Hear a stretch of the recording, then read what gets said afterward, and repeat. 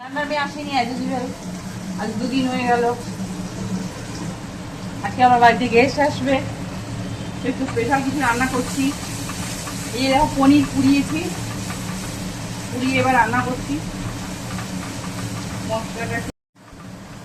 আর তোমার দিদি মেয়ে আসবে আর জামাই আসবে, তো তাদের পাঠাবে অল্প বিস্তর কিছু রান্না, আর সেটাও আমাদের বিবাহবার্ষিকী উপলক্ষে।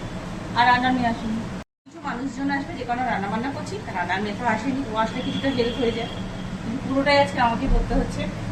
তো অল্প বুঝতে গেলাম, দেখছো এটা একদম একটা পটলের একটা রেসিপি, আর এটা হচ্ছে পনিরের রেসিপি। পনিরটাকে এভাবে পুড়িয়েছি, পুড়িয়ে এবার রান্নাটা করবো। তো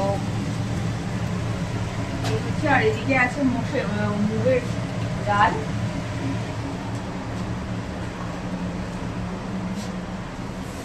ভাতটা দেখে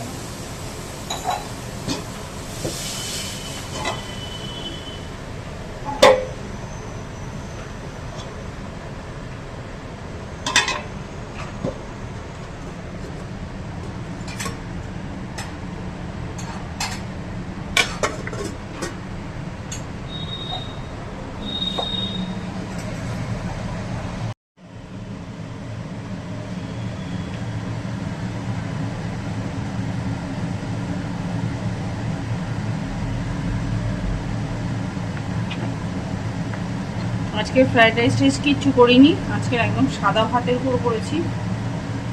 প্রায় ফ্রাইড রাইস নাহলে বিরিয়ানি করি, তো আজকের একদম নর্মাল চিকেন করেছি, আর পনিরের এই রেসিপিটা করছি, পটল করেছি।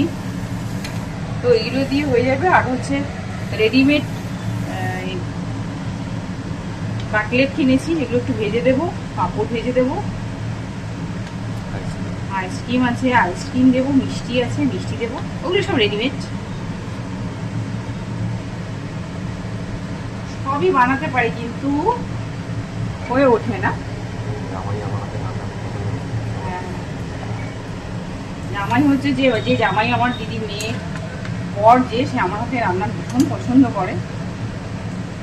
এমনি আমার রান্না নিয়ে কি যেন ক্লাউড কিচেন খুলবার ওদের খুব শখ আছে, ভীষণ ইচ্ছে প্রকাশ করেছে, কিন্তু সিরিয়াসলি তাহলে আমাকে ওটাতে মন দিতে হয়। আমি তো একটা অন্য কাজ করি, তোমরা সবাই জানো। আমার একটা বুটিক আছে, তো বুটিকের কাজকর্ম নিয়ে আমি ব্যস্ত থাকি। আর আমি যদি ক্লাউড কিচেন খুলি, সেল হবে হয়তো ভালো। আমি সব রকম মোটামুটি সব রকম রান্না পারি, কিন্তু প্রবলেমটা যেটা হবে সেটা হচ্ছে তাহলে আমাকে এটাতেই ফোকাস করতে হবে। এই হচ্ছে ব্যাপার। বাড়িতে গেস্ট আসলে দেখাবো। রত্ন আছে একটু হালকা করছে, কিছু কাজ করে দেবে। আমাদের বাড়িতে আছে দইও আছে, মনে তখন দই তো আছে, দই পরে তো বলেইছি কত আছে। চিকেনটা খাবো। আরে ওগুলো ভাজাগুলো খাও, ডাল খাও, আরো পরে খাবে মনে হয়। এটা খাও, খুব ভালো খেতে।